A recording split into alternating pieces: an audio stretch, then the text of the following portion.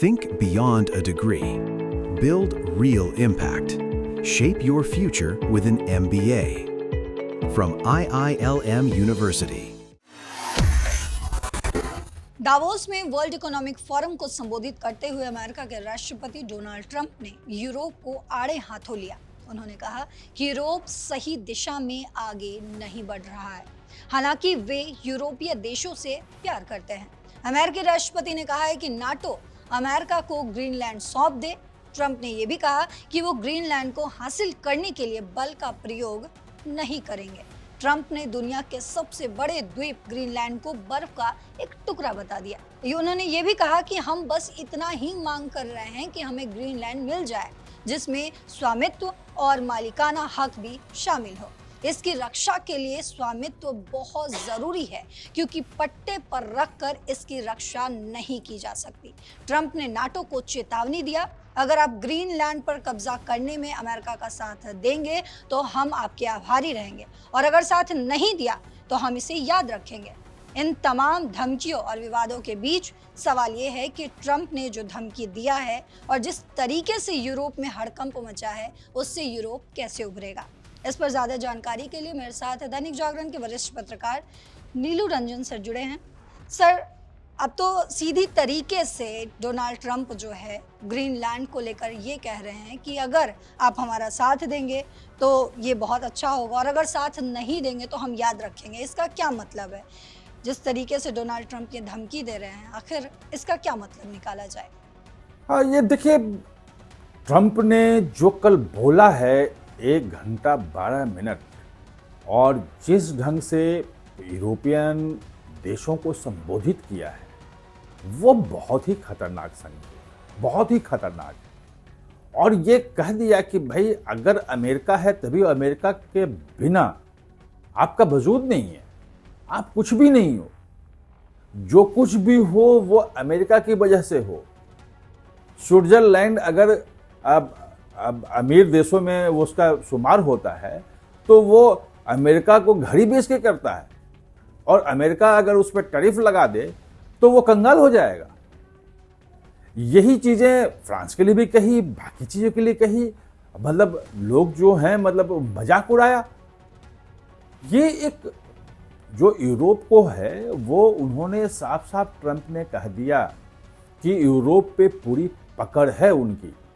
Europe के लगभग तमाम देशों, डेनमार्क में भी देख लें तो वहां भी सैन्य अड्डा, इटली में भी सैन्य अड्डा है, और पूरे यूरोप में नाटो के चूंकि सदस्य हैं तो नाटो के सैनिक के नाते वो अमेरिकी सैनिक और सैनिक साजो सामान वो सब कुछ है।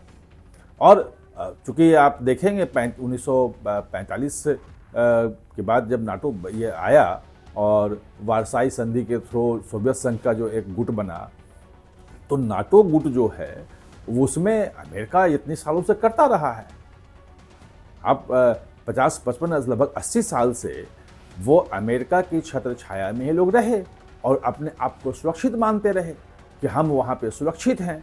अब वो अमेरिका कह रहा है कि भाई तुम्हें हम जो कह रहे हैं वो बातें माननी पड़ेगी, अमेरिका का जो हित होगा उसी के हित में काम करना पड़ेगा।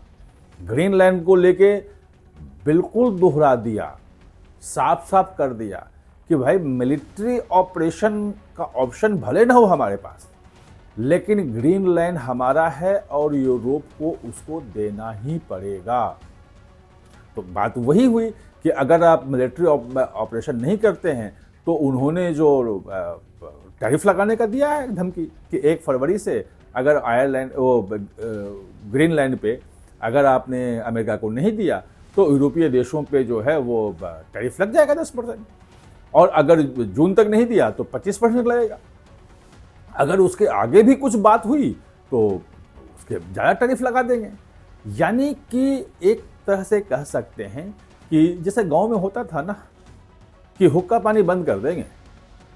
जो दबंग होते थे वो जब किसी कमजोर परिवार को कहते थे कि हमारी बात मानो, ये खेत हमें लिख दो या हमारा ये काम करो, और नहीं करोगे तो पूरे गांव में तुम्हारा हुक्का पानी बंद, मतलब कि तुम्हारे यहाँ शादी हो, ब्याह हो, कोई काम धाम हो, ना हम जाएंगे और न तुमको कोई निमंत्रण देगा।